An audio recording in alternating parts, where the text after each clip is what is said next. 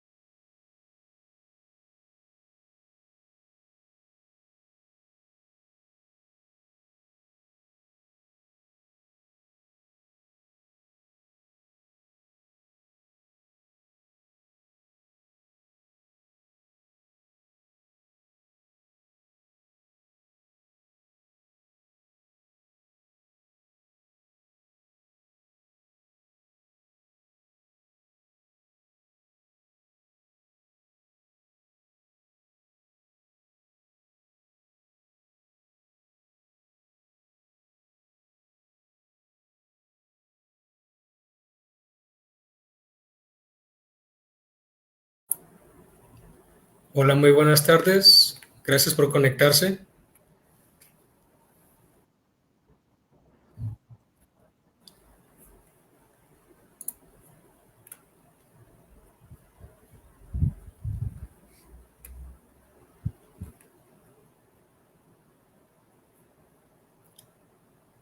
Ok, vamos a comenzar con una pequeña semblanza. Bueno, el día de hoy me presento, soy el doctor Alejandro Bruckman, soy miembro de la mesa directiva de la Asociación de Alumnos, Exalumnos y egresados del doctorado en Genética Humana de la Universidad de Guadalajara. Esta vez tenemos la participación del doctor Juan Carlos Centeno. El tema que traemos el día de hoy es de avances en el diagnóstico genético de las enfermedades raras. Antes de comenzar, vamos a dar una pequeña presentación de la semblanza de todo la trayectoria profesional de nuestro ponente.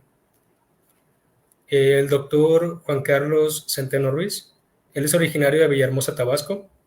Estudió medicina, médico cirujano en la Universidad Juárez Autónoma de Tabasco. Posteriormente realizó su especialidad en genética médica en el Hospital General de México y cursó su maestría y doctorado en la Universidad Nacional Autónoma de México. Es profesor de tiempo completo de la Facultad de Medicina de la UNAM y es miembro del Sistema Nacional de Investigadores nivel 3.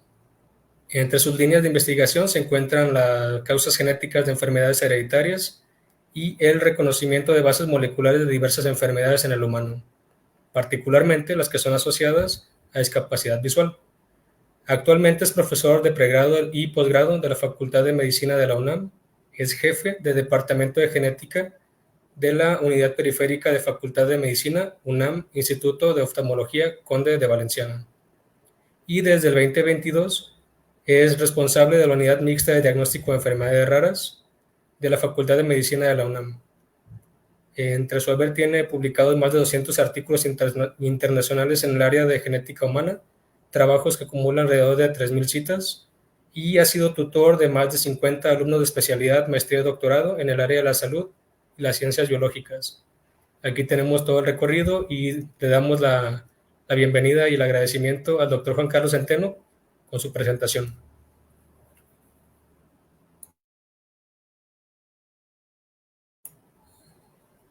¿Puede abrir su audio, por favor, doctor? Sí, perdón. Muchas gracias por la presentación y por la invitación. Es un gusto estar con ustedes en esta ocasión para conmemorar una fecha importante que es el Día de las Enfermedades Raras, que celebraremos el 29 de febrero próximo. y platicarles acerca de, bueno, los estudios que estamos realizando, algunos avances en el los exámenes genéticos que se hacen para el diagnóstico de pacientes con enfermedades raras y, bueno, tratar de mostrarles algunos resultados que se han obtenido en nuestra unidad, pero que se pueden aplicar en cualquier sitio en que se pueda realizar este tipo de estudios. Ahí ya están viendo mi presentación, Alejandro. Hola. Aún no aparece, doctor. Listo, ahora sí. Bien, muy bien, gracias. Entonces, vamos a iniciar. Ya la mayoría estamos familiarizados con lo que se llama una enfermedad rara. Es toda enfermedad que tiene una frecuencia igual o menor a uno por cada 2.000 individuos en la población. Esta es la definición general. Hay algunos países en que esta definición varía. Por ejemplo, en México la definición oficial son 5 por 10.000, que es lo mismo que uno en 2.000. Y en general yo diría que esta es la definición más aceptada. Una enfermedad que tiene una frecuencia igual o menor a uno por cada 2.000 personas, la consideramos enfermedad rara. También el término enfermedad rara crea a veces cierta controversia, porque muchas personas dicen, no está bien llamarles enfermedades raras, hay que llamarles por sus sinónimos de baja prevalencia, o huérfanas, o enfermedades poco comunes. Sin embargo, tenemos que recordar que el término raro se aplica a la enfermedad, nunca a un paciente, nunca a una persona, y en ese sentido, el término no es peyorativo, ni es en contra de un paciente. Entonces, es algo que está aceptado. Yo le llamaría enfermedad rara, pero tampoco tendría mucho problema si alguien prefiere llamarla enfermedad de baja prevalencia. Y muy importante también recordar que en este momento tenemos identificadas entre 8.000 y 10.000 enfermedades raras distintas. Es un número muy, muy grande, 8.000 o 10.000 enfermedades raras distintas. Hay ciertas publicaciones recientes que dicen que este número puede ser mayor, pero lo cierto es que cada año se descubren nuevas enfermedades raras y esta cifra pues tiende a aumentar, pero por lo menos tenemos 8.000. El otro dato muy importante que quiero que recordemos a lo largo de la charla y que muchos ya saben seguramente es que 80% de estas enfermedades raras tienen una causa genética. Esto quiere decir que hay una alteración, una modificación en el material genético del individuo que está originando, que originó esa enfermedad rara. Pero esto no es una cifra solamente aislada, sino que si tenemos una prueba genética que sea lo suficientemente amplia para analizar el material genético de una persona, pues tenemos la posibilidad de identificar hasta 80% de las enfermedades raras. Y esto es algo que ya es una realidad gracias a las nuevas tecnologías de análisis genético que se llaman secuenciación de nueva generación. Hay algunas enfermedades raras que todos hemos oído, hemofilia, que hasta en la Biblia se menciona, fibrosis quística, albinismo, fenilcetonuria, distrofias musculares, etcétera. Son 10.000, 8.000 a 10.000. No hay posibilidad de abarcarlas todas. Y muy importante, no hay ningún médico, por más preparado que esté, ni siquiera el mejor genetista, que son los genetistas, son las personas que se entrenan para identificar síndromes raros, enfermedades raras de baja prevalencia. No es posible que alguien en el mundo pueda tener en la memoria estas enfermedades y esa es la causa por la que no se diagnostican, porque son de baja frecuencia y es muy difícil su diagnóstico como enfermedades aisladas. Sin embargo, si las tomamos ya como grupo general, vemos esta casuística que es impresionante. En todo el mundo, de cada 10 personas, una tiene una enfermedad rara, lo que significa que 400 millones de personas en el mundo en este momento tienen alguna de esas 8.000 a 10.000 enfermedades raras. Y es un número muy, muy impactante. Y en nuestro país no es la excepción. Tenemos, según cifras oficiales, cerca de 8 millones de personas padeciendo alguna enfermedad rara. ¿Dónde están esas personas? Se están haciendo los diagnósticos, se están accediendo a los tratamientos, se está accediendo a una mejor calidad de vida. pues eso es algo que todavía es una meta, porque el principal cuello de botella, el principal problema es el diagnóstico. Si no se diagnostica algo, es que no existe esa persona. Si no tiene un diagnóstico preciso, pues no es posible ayudar a ese paciente de una manera racional y con una base. Y eso es lo que vamos a ver, cómo los estudios genéticos están dándonos diagnósticos precisos y eso está impactando positivamente en la calidad de vida de los pacientes con enfermedades raras. Otro término muy ligado a enfermedad rara es lo que se llama odisea diagnóstica, también se puede llamar peregrinaje diagnóstica, y es el tiempo que pasa una persona con estas enfermedades entre buscar ayuda médica y recibir un diagnóstico certero. Este periodo de tiempo de odisea diagnóstica es 8 años en promedio. Esto en países desarrollados, y esto es un promedio. Y también en promedio se visitan 8 especialistas médicos y se reciben 3 diagnósticos erróneos, no verdaderos, en esa odisea diagnóstica. Entonces, una persona que tiene una enfermedad rara puede tardar en promedio 8 años para ser diagnosticado. Recibe antes 3 diagnósticos diferentes, lo cual es una carga emocional muy grande para el paciente y su familia. Y económicamente también es mucha carga porque visita a 8 especialistas médicos y pues ya se imaginarán la multitud de estudios que se hacen buscando una respuesta, buscando un diagnóstico, el cual no llega. Estos son los promedios, pero hay muchísima gente que tarda décadas en recibir un diagnóstico y muchísima gente que llega a fallecer sin saber cómo se llamó su enfermedad rara.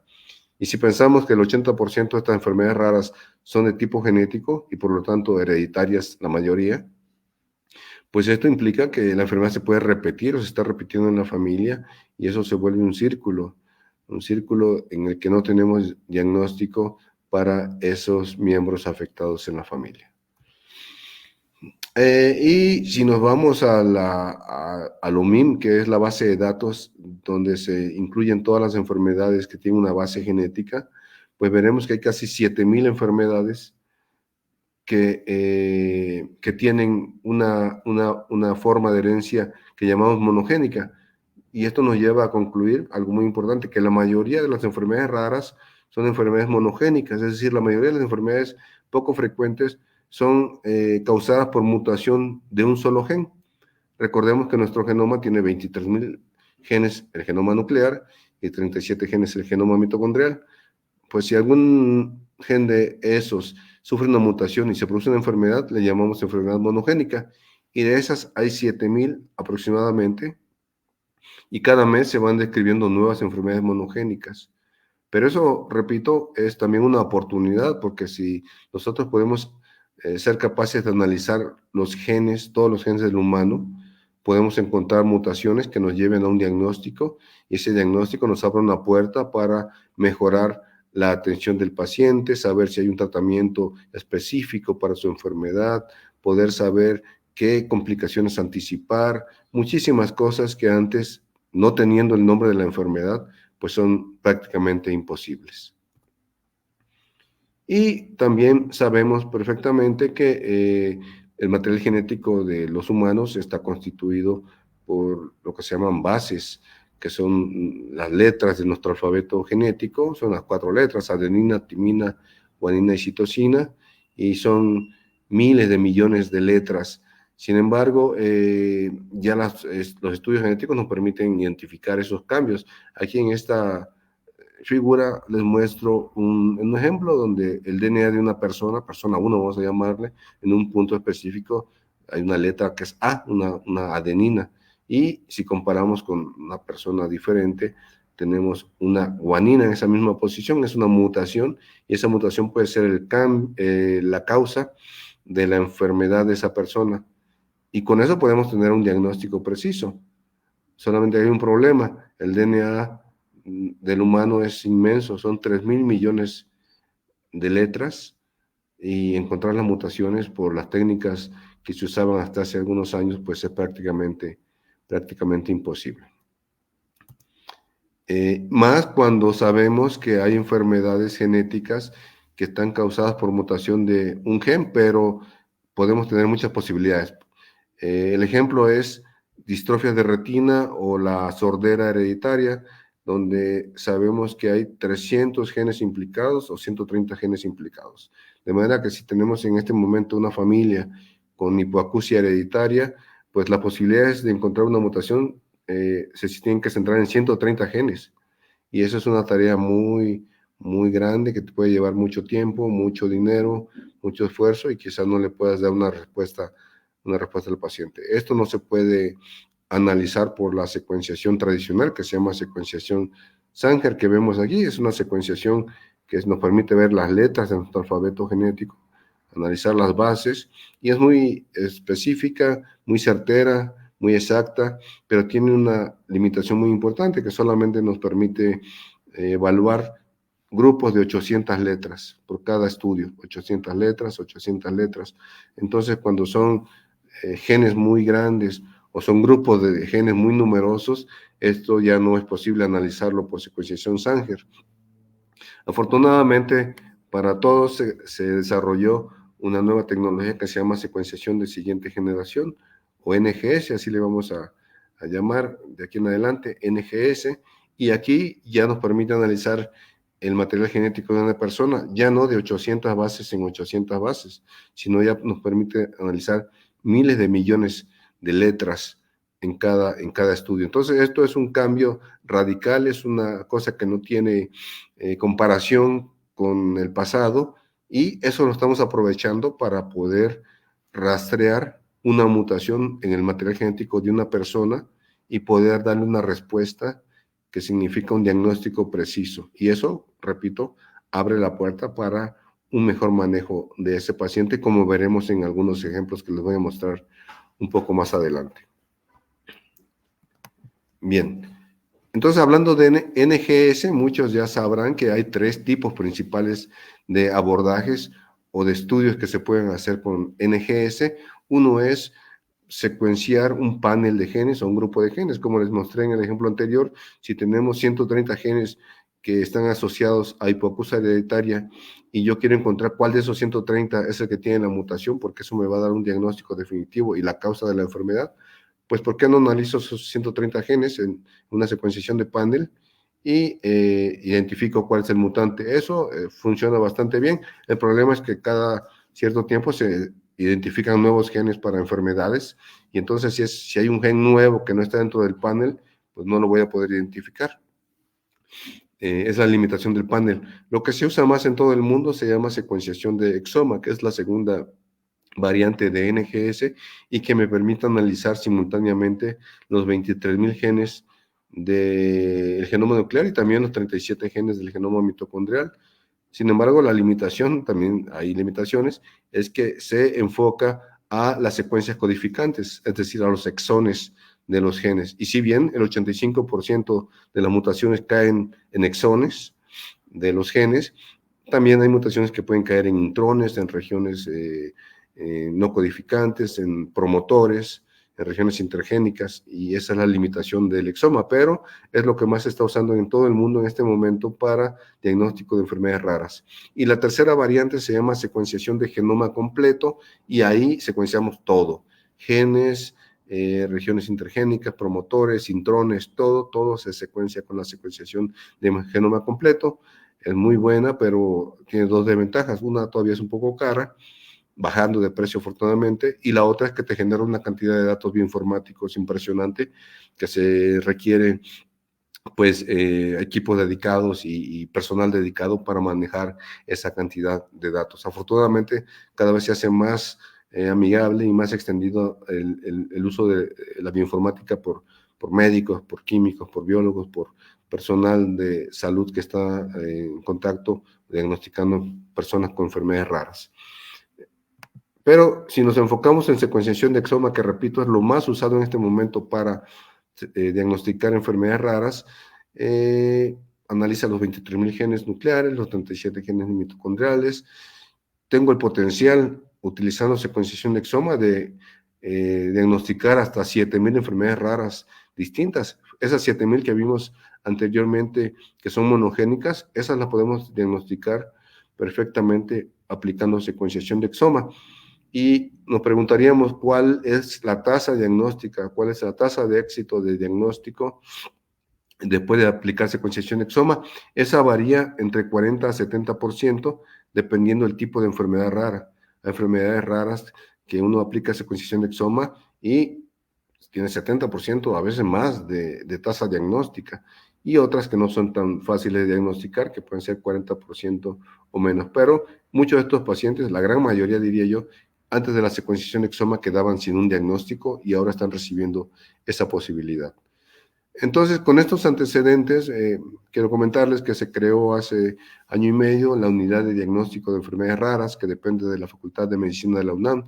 Es un centro sin fines de lucro que su objetivo o sus objetivos está en acercar los estudios de secuenciación de siguiente generación a los pacientes y su familia para que tengan acceso a diagnósticos genéticos especializados, es decir, nos enfocamos en ese grupo de 80% de enfermedades raras de origen genético, dándole al paciente y a la familia la oportunidad de tener estos estudios de manera económica, de manera indicada,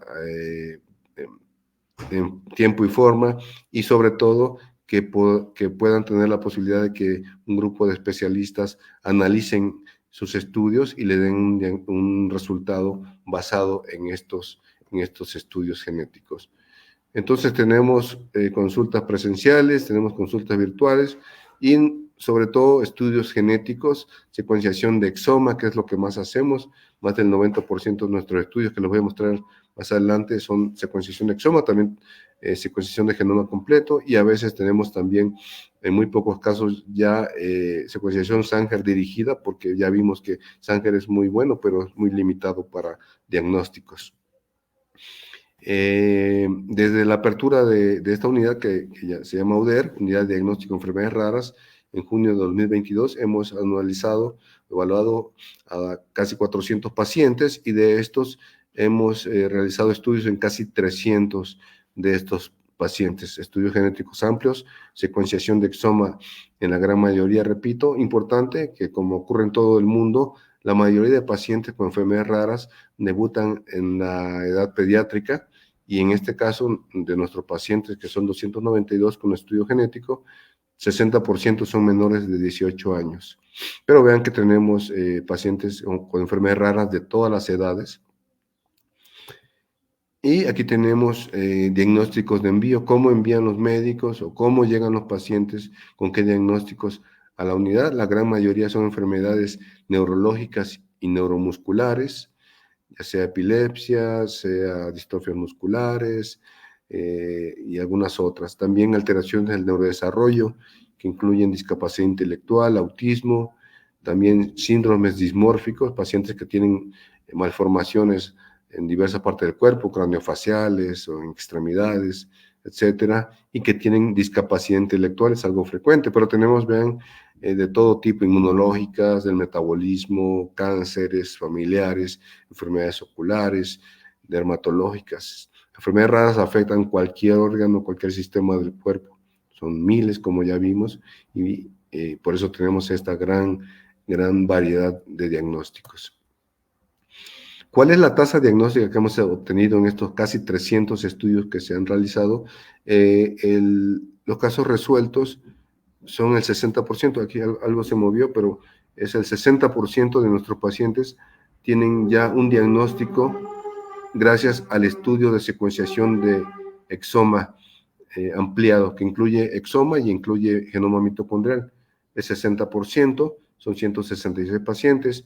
Casos no resueltos son 32%, es una tercera parte, y tenemos también un porcentaje pequeño que son 8% que se llaman casos con resolución parcial. Aquí tenemos pacientes en los que tenemos una mutación, por ejemplo, en un gen recesivo, y que esa mutación en ese gen, pues uno dice, estoy completamente seguro que esto tiene que ver con la enfermedad, pero me falta una segunda mutación, porque recordemos que en enfermedades recesivas se requieren 2 alelos mutantes y a veces solamente se encuentra uno. Seguramente esa otra mutación está en una región que el exoma no está cubriendo, un TRON, una región reguladora, o puede ser una variante estructural muy grande que la secuenciación de exoma tradicional no está pudiendo identificar. Pero 60% de nuestros pacientes ya recibieron un diagnóstico preciso de su enfermedad rara después de muchos años, en muchos de ellos, de buscar una respuesta. Aquí tenemos algunos resultados, algunos diagnósticos, por ejemplo, enfermedades neurológicas, enfermedad de Parkinson de inicio temprano o ataxia cerebelar con migraña, algunos síndromes conocidos como Noonan, otros no tan conocidos como Shea-Gibbs, amiloidosis hereditaria, fiebre mediterránea familiar. Bueno, son, repito, casi 200 diagnósticos distintos, no los ponemos todos, sería muy extenso. Y lo que sí quisiera enfatizar para todos es esto. Vean ustedes la comparación entre el diagnóstico clínico de envío, es decir, el diagnóstico con el que llegó el paciente, ya sea con el diagnóstico que le han dado toda su vida o con el que lo manda un médico que quiere una prueba genética, y el diagnóstico definitivo una vez que se hace la prueba genética de secuenciación de exoma. Tenemos aquí, por ejemplo, una paciente con arritmia cardíaca, se hace el estudio de secuenciación de exoma, se analizan sus 23.000 genes, se identifica que la mutación se encuentra en el gen que se llama TTR, y con eso ya sabemos perfectamente que su diagnóstico es amiloidosis hereditaria, una enfermedad que sí afecta al corazón, pero afecta a riñones, nervios, cerebro, ojo, muchísimas otras cosas. Por lo tanto, su manejo es muy diferente a que solamente sea una arritmia de tipo arritmia cardíaca de tipo aislada.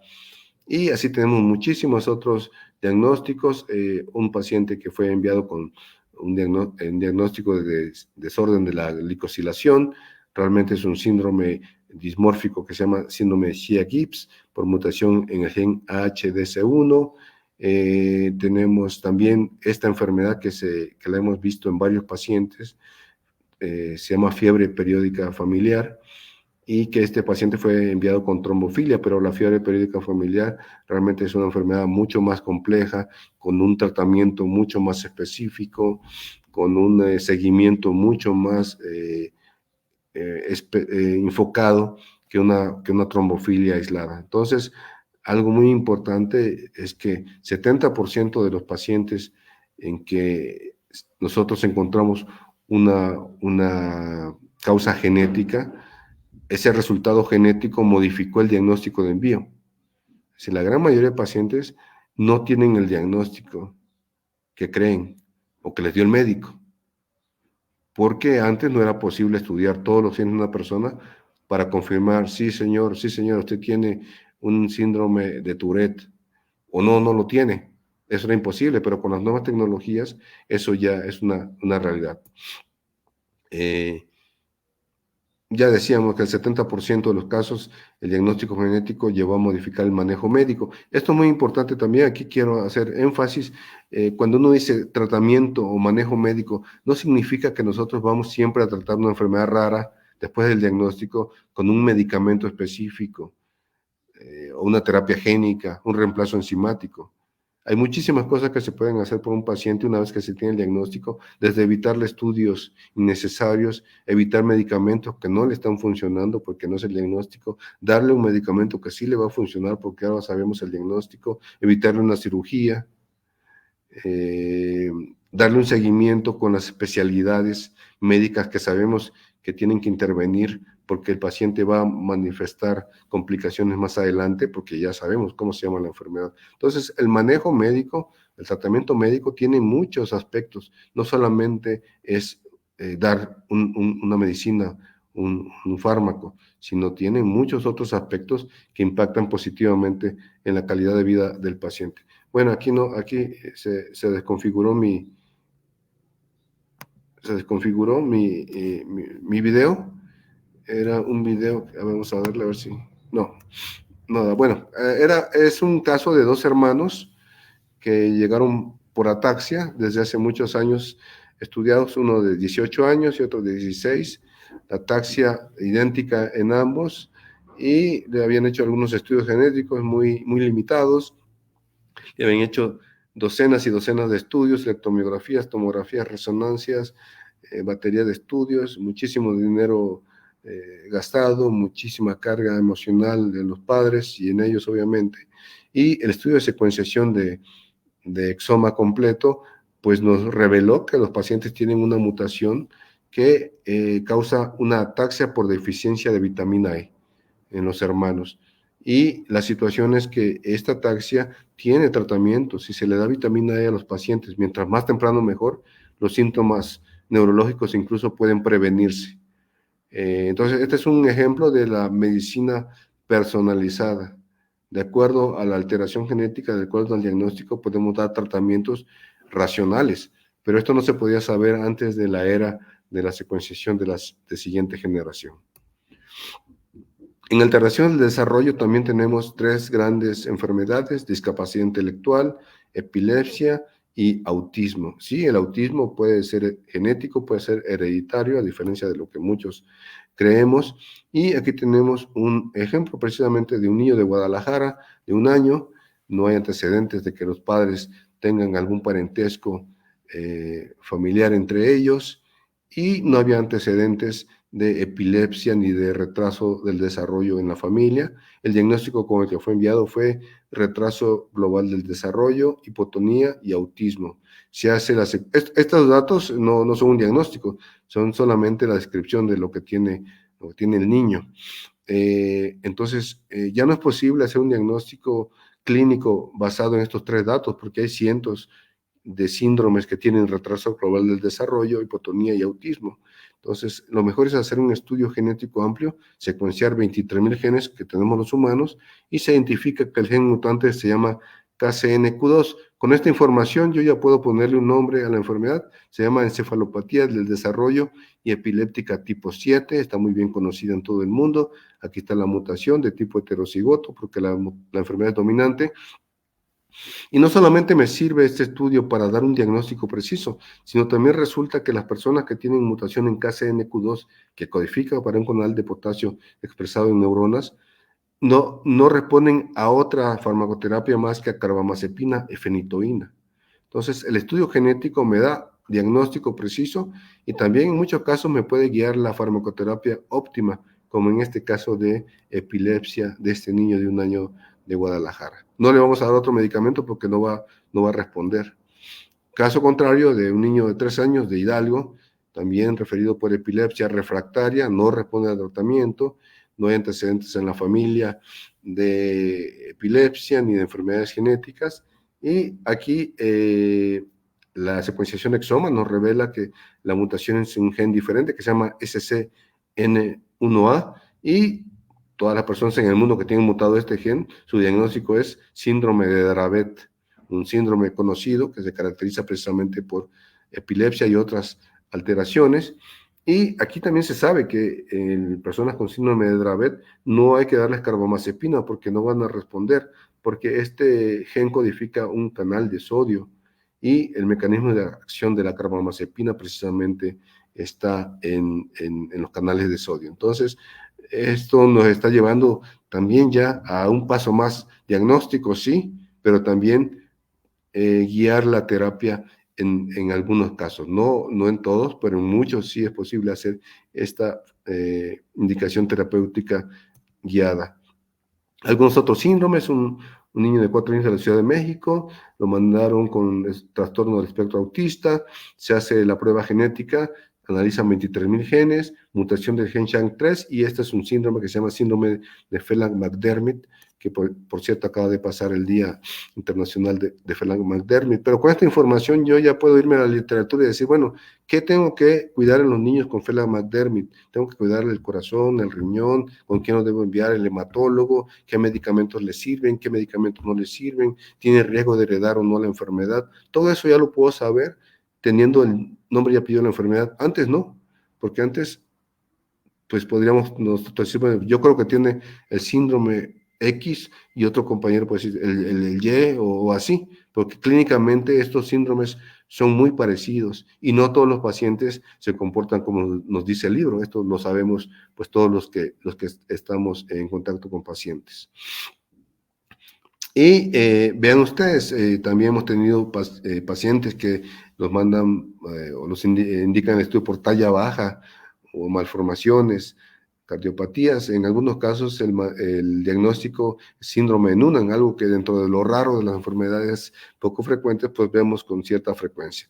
El síndrome de Noonan es una enfermedad dominante que afecta a hombres y mujeres, y una vez que nosotros tenemos el diagnóstico de síndrome de Noonan, vean todo lo que se puede hacer por el paciente. No solamente decirles, tienes síndrome de Noonan, estás pequeñito por eso, y bueno, ya te dimos tu diagnóstico, ¿no? Lo podemos mandar al audiólogo, al cardiólogo, al pediatra, al dermatólogo, etcétera, etcétera, para prevenir todas esas complicaciones que ya se sabe que pueden aparecer en un paciente con síndrome de Noonan. Esto definitivamente va a impactar de manera positiva en su calidad de vida, porque ya sabemos qué anticipar, ya sabemos qué cuidarle al paciente.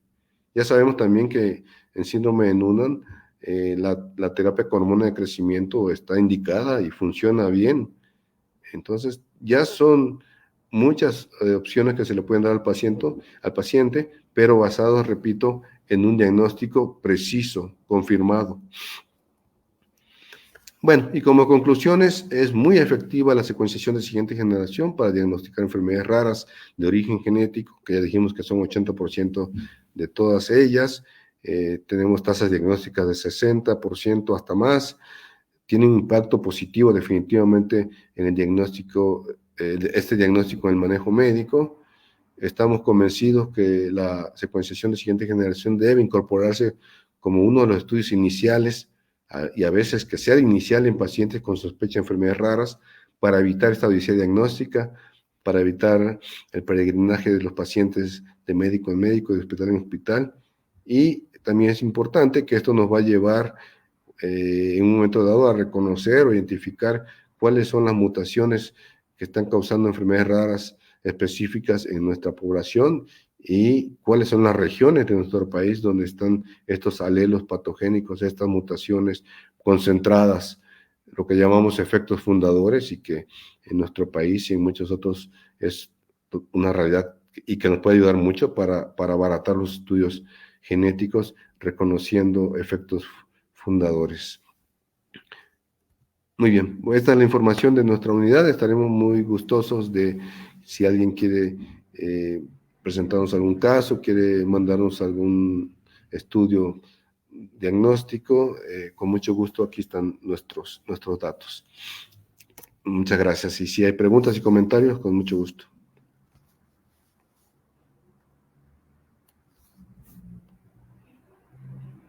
No se escucha, Alejandro. Muchísimas gracias, doctor. Tenemos algunas preguntas de nuestra audiencia, recordando que tenemos invitados obviamente a médicos, investigadores, pero también tenemos a familiares y pacientes. Entonces aquí tenemos algunos comentarios que le mandan saludos. Aquí nos escriben de una asociación que se llama Un Milagro para Leo. Nos dice saludos, tuvimos la oportunidad de estar en la conferencia del Hospital de Nutrición y la oportunidad de replicar la información para que otros pequeñitos puedan tener un diagnóstico temprano y certero. Sí, muchas Mandan gracias. saludos también desde Culiacán, la doctora Tania, que es una oftalmóloga. Tenemos aquí algunas de las preguntas. Vamos a comenzar con la pregunta del doctor Héctor Villalpando. Bueno, es un comentario. Dice, creo que hace falta más énfasis en el entrenamiento de los demás especialistas en las enfermedades raras, ya que muchas veces no derivan al paciente al genetista. ¿Tiene algún comentario relacionado, doctor, por favor? Sí, la verdad que eso es un reto. Es un reto de todos.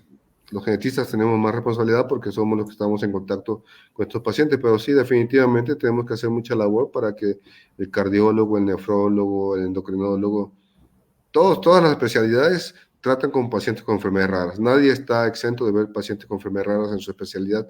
Y sí, es un reto. Yo creo que ese es el momento en que más posibilidades tenemos los genetistas de que tengamos esa retroalimentación con los especialistas.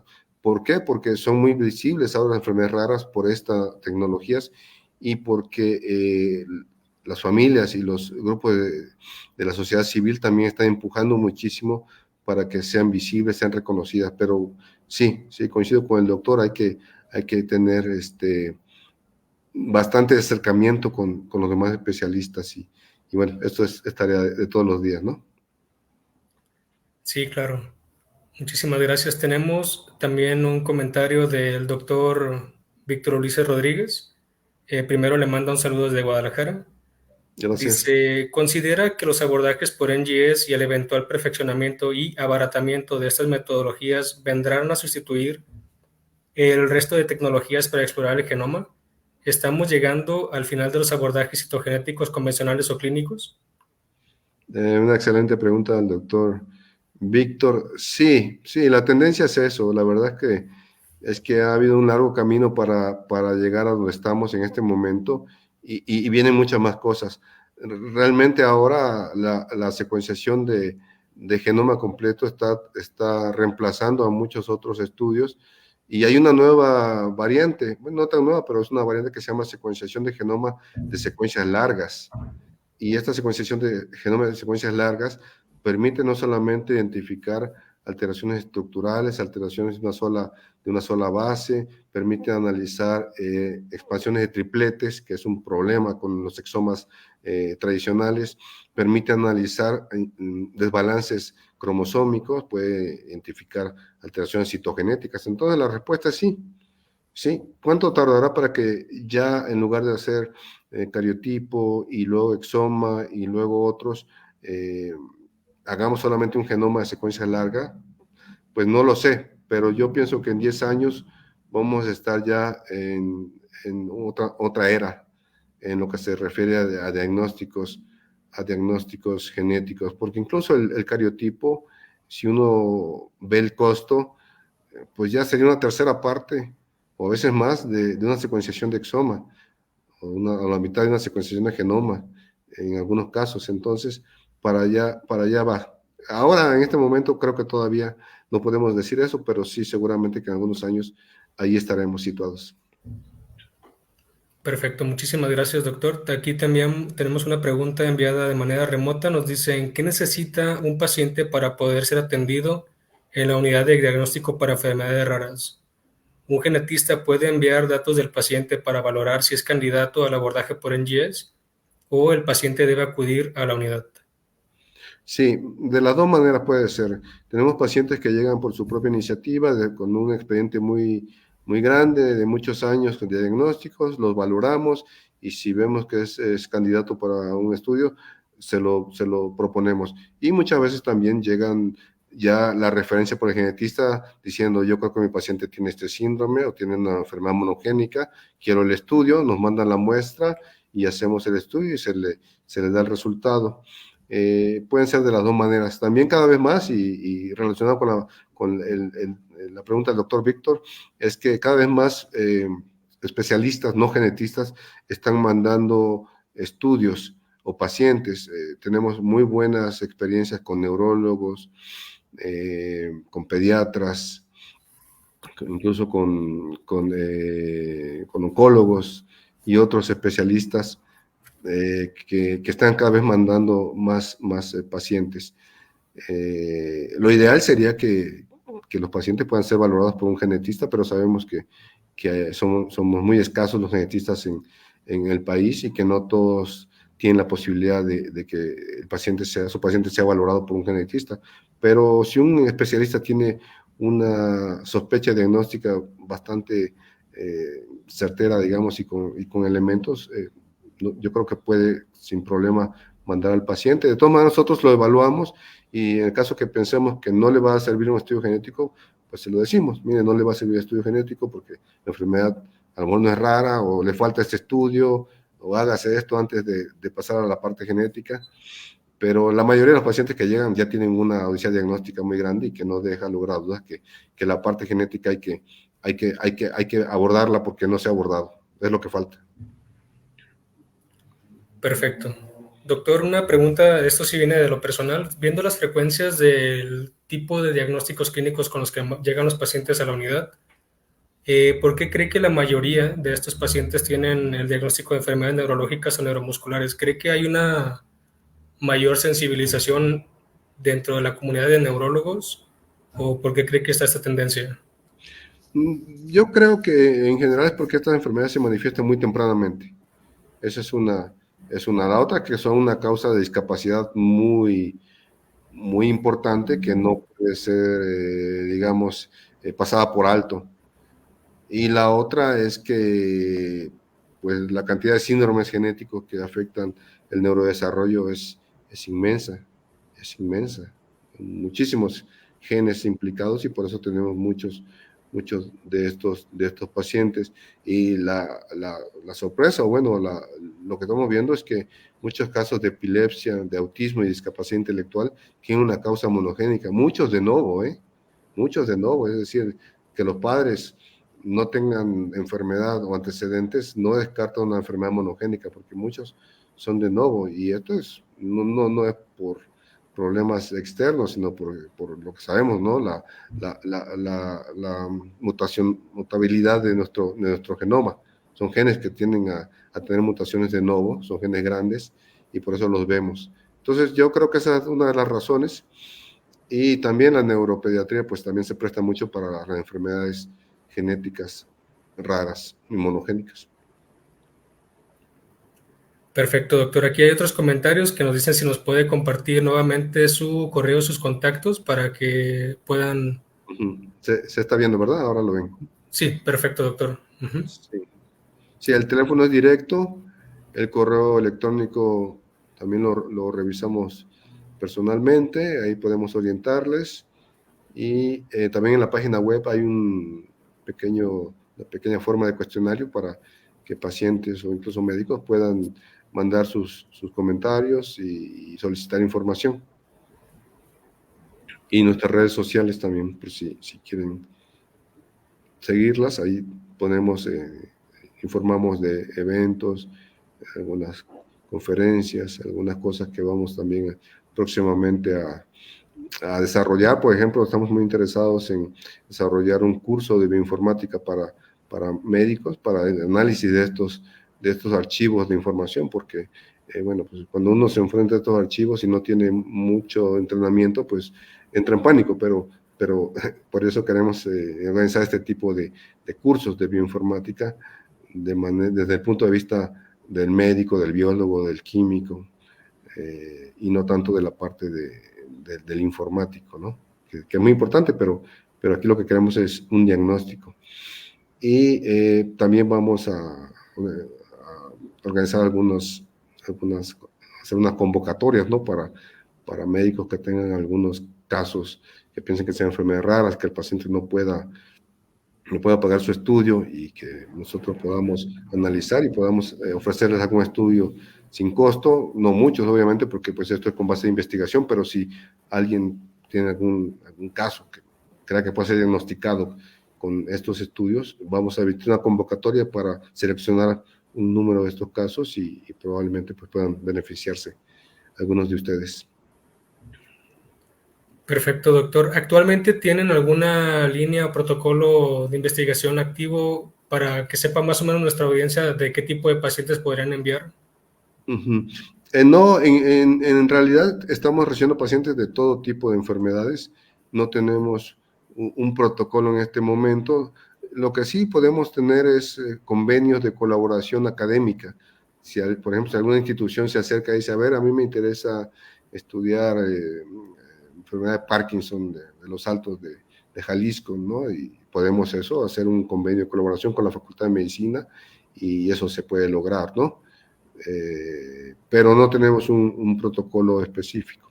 Estamos abiertos a si alguien tiene alguna propuesta y buscar los mecanismos para el financiamiento, que al final de cuentas ahora es una cuestión solo yo creo, de financiamiento. Yo lo comparo, a veces un poco simplista, pero lo comparo ahora con una biometría hemática. Tú puedes hacer una biometría hemática en el laboratorio que quieras, porque sabes que va a estar bien hecho. Lo importante es el médico que va a revisar esa biometría hemática te dice, usted tiene los glóbulos rojos muy pequeñitos, o le falta el hierro, esto, ¿no? Entonces, así es, la secuenciación ya no es un problema. La secuenciación se hace muy bien en muchos lugares del mundo. El reto es que tú como médico, como persona que estás ante un paciente con una enfermedad rara, tengas la capacidad para analizar esas miles de variantes que tiene cada persona y que digas, no, esta es la variante que está dando origen a la enfermedad y lo demás no, lo demás lo desechamos. Perfecto, doctor. Bueno, agradecemos su participación. De momento son todas las preguntas que tenemos en nuestro chat. Aquí dejamos nuevamente las redes y la manera de comunicarse con el doctor y con la unidad. Recuerden que, bueno, el doctor tiene mucha disponibilidad, como lo pueden ver. Entonces, no duden en tener alguna conversación sobre algún caso que tengan, que crean que pueda presentarse con la unidad. Y bueno, si tienen algún problema para comunicarse con el doctor, igualmente pueden hacerlo a través de nuestra asociación y podemos hacer la vinculación. Muchas gracias, doctor. Muy bien, bueno, pues agradecerles nuevamente la invitación, es un gusto y ojalá nos vemos pronto.